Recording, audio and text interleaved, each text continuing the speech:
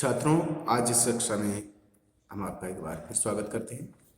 छात्रों, आज इस कक्षा में आपके जो बीए पार्ट सेकंड में हिंदी साहित्य का जो सेकंड पेपर है, प्रयोजनमूलक हिंदी, उसके अंतर्गत विज्ञापन के संदर्भ में बातचीत करेंगे।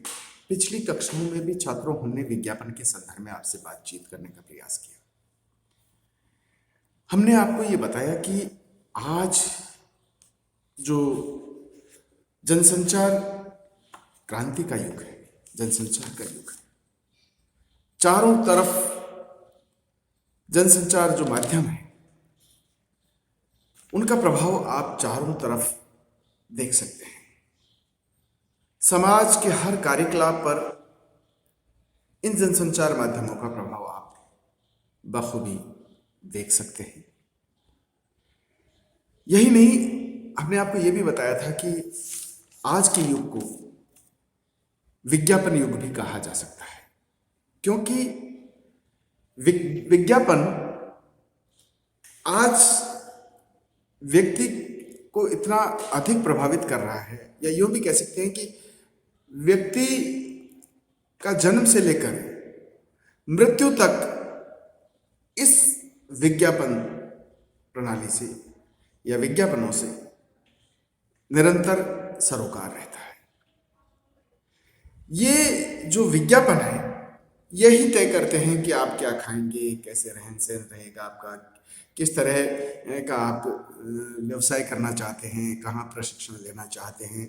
ये सारी चीजें कौन निर्धारित कर रहा है? विज्ञापन।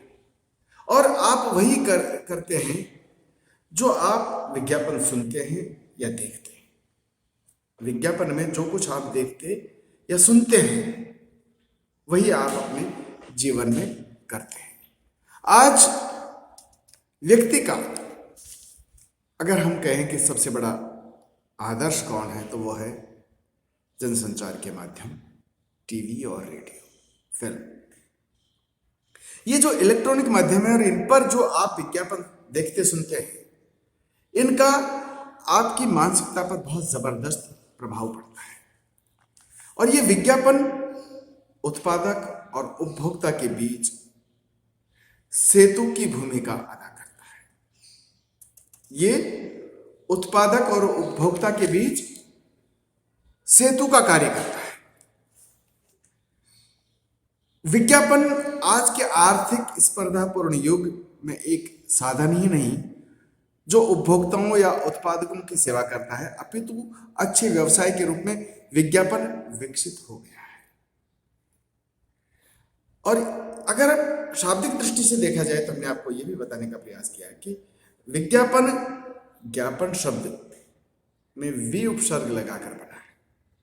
ज्ञापन का मतलब सूचना है, वी का मतलब विशेष, यानी विशेष सूचना देना या जानकारी प्रदान करना, ये विज्ञापन के कार्य है।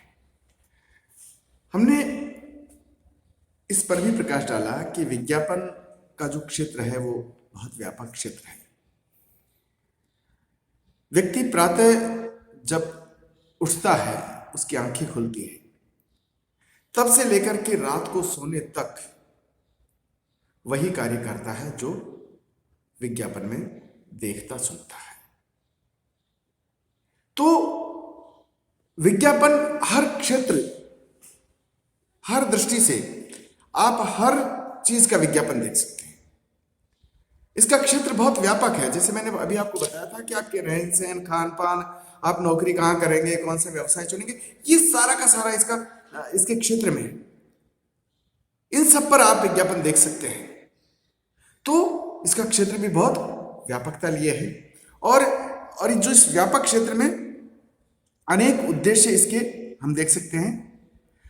और हमने आपको ये भी बताया कि ये बाजार में सूचना देकर, वस्तुओं की सूचना देकर उपभोक्ताओं में इच्छा और आवश्यकता पैदा करता है। उत्पाद खरीदने के लिए ये मानसिक रूप से तैयार करता है, व्यक्ति को मानसिक रूप से तैयार करता है। और वस्तु के क्रय से विज्ञापन दाता को इससे लाभ प्राप्त होता है। छात्रों, डॉक्टर प्रेमचंद पतंजलि ये भी लिखते हैं कि विज्ञापन बाजार में उपलब्ध अनेक वस्तुओं, ब्रांडों में तुलना का अवसर प्रदान करता है। यानी कि बाजार में एक ही तरह की अनेक तरह के ब्रांड आप देख सकते हैं। एक ही वस्तु में आप कोई वस्तु खरीदने जाते हैं, कोई मशीन खरीदने जाते हैं, कोई गाड़ी खरीदने जाते हैं, तो आप देखेंगे कि अलग अलग तरह के ब्रांड आपको दिखाई देंगे। तो ये जो विज्ञापन है, ये बाजार में उपलब्ध अनेक वस्तुओं, ब्रांडों में तुलना का अवसर प्रदान करता है। जो ग्राहक है, जो उपभोक्ता है, उसको तुलना का अवसर प्रदान करता है, क्योंकि अलग अलग ब्रांड की अलग अलग विशेषताएं हैं।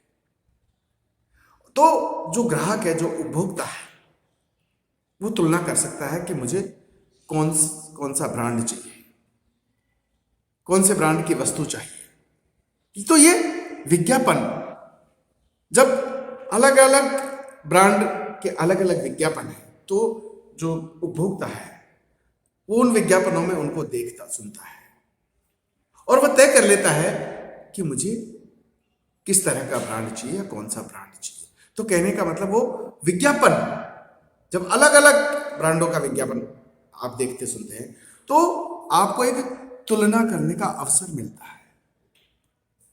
आप खुद सोच लेते हैं कि मुझे किस तरह का ब्रांड चाहिए, क्योंकि आप 2-3 ब्रांडों में या 2-4 ब्रांडों में तुलना करके देख सकते हैं। और वो सारा का सारा तुलना आप कैसे कर सकते हैं कि जब विज्ञापन, सभी ब्रांडों के विज्ञापन आप देख सकते हैं, तो जो विज्ञापनों में दिखाया जा रहा है उसके माध्यम से आप तुलना कर सकते हैं। तो यानी कि विज्ञापन बाजार में उपलब्ध अनेक वस्तुओं, ब्रांडों में तुलना का अवसर प्रदान करता है। श्रेष्ठ वस्तु खरीदने में उपभोक्ता की मदद करता है। श्रेष्ठ वस्तु खरीदने में उपभोक्ता की मदद करता है। अब आप देखिए कि एक तो आपको जो अलग अलग ब्रांड है उनमें आपको तुलना करने का अवसर मिल जाता है विज्ञापन के माध्यम से, और ये श्रेष्ठ वस्तु खरीदने में उपभोक्ता की मदद करता है। आप जब बहुत सारी ब्रांडों के, बहुत सारी वस्तुओं के बारे में देखते सुनते हैं, तो आप खुद तुलना कर लेते हैं और तुलना करके श्रेष्ठ से श्रेष्ठ वस्तु आप खरीदने में सक्षम हो जाते हैं, या आपको ये जानकारी मिल जाती है कि कौन सी वस्तु अधिक श्रेष्ठ है या अधिक उपयोगी है, या कौन सी वस्तु की कितनी महत्ता है, कितनी उपयोगिता है। ये सारी की सारी चीजें आपको विज्ञापन के माध्यम से देखने सुनने को मिल जाती है। तो विज्ञापन आपको क्या कर रहा है, मतलब तुलना करने का अवसर भी दे रहा है और श्रेष्ठ वस्तु खरीदने में मदद भी करता है। श्रेष्ठ वस्तु खरीदने में मदद भी करता है। रॉबर्ट ने लेविस और मेरी ए स्टेनर के अनुसार विज्ञापन के कई कदम हैं। सबसे पहले लोगों में वस्तुओं, उत्पादों के बारे में जागृति पैदा करते हैं, फिर उन्हें जानकारी और ज्ञान देते हैं और उनमें जानकारी और ज्ञान देते हैं और उनमें रुचि उत्पन्न करते हैं। उपभोक्ताओं में ये क्या करते हैं, सबसे पहले तो उत्पादों के बारे में जागृति पैदा करते हैं, उन्हें उपभोक्ताओं को जानकारी और ज्ञान देते हैं, उनमें उस ब्रांड या वस्तु के प्रति रुचि पैदा करते हैं, फिर उन्हें जानकारी और ज्ञान देते हैं, उस ब्रांड के बारे में, उस वस्तु के बारे में जानकारी देते हैं, ज्ञान देते हैं, उसकी विशेषताएं बताते हैं, उसकी महत्ता को बताते हैं। ये सारा काम विज्ञापन करते हैं और उपभोक्ताओं को खरीदने में रुचि जागृत करते हैं। उपभोक्ताओं में खरीदने की रुचि जागृत करते हैं विज्ञापन, और फिर उनमें पहल पैदा करके उनकी धारणा पुख्ता करते हैं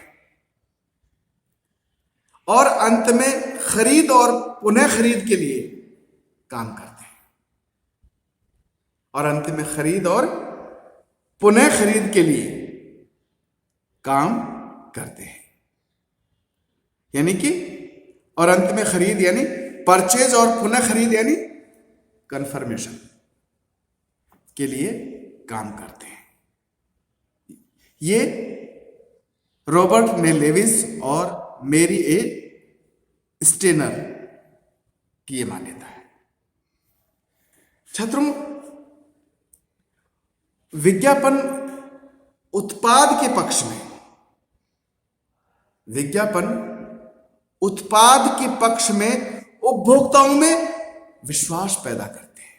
ये बहुत बड़ी बात है कि जो प्रोडक्ट, जो ब्रांड आपको विज्ञापन में दिखाया जा रहा है, वो क्या करता है कि उस ब्रांड के प्रति उपभोक्ताओं में विश्वास पैदा करते हैं विज्ञापन।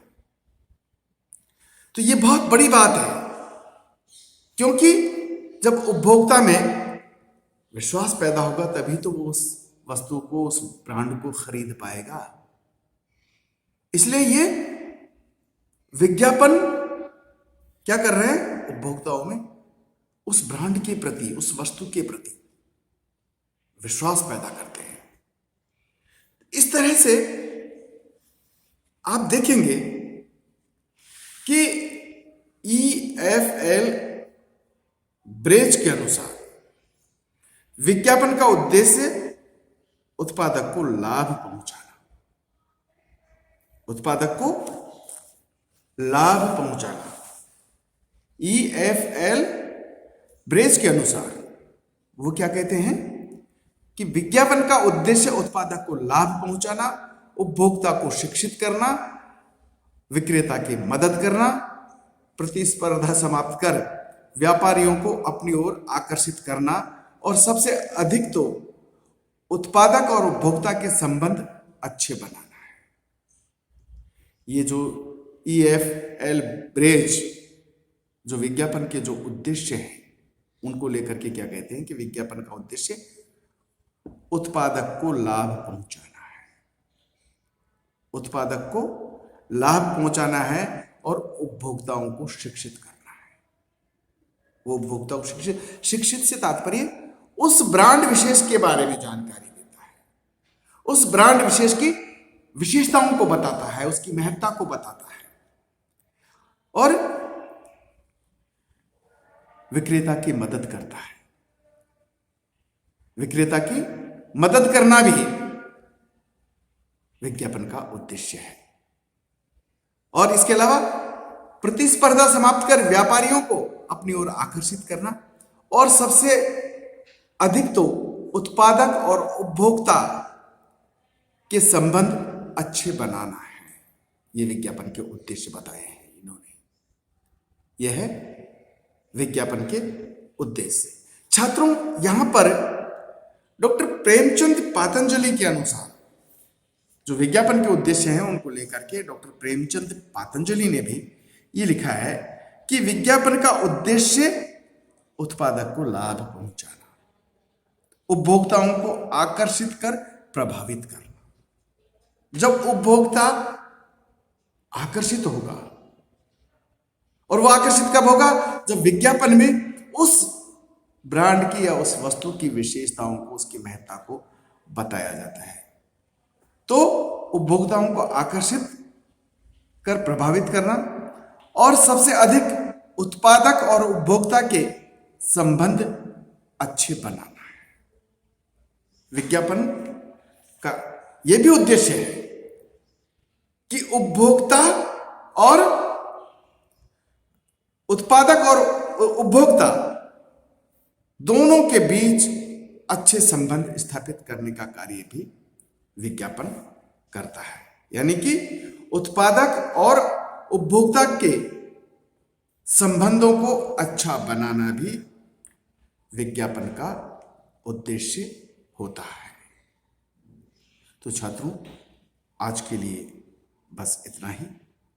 अगली कक्षा में हम फिर मिलेंगे। तब तक के लिए नमस्कार।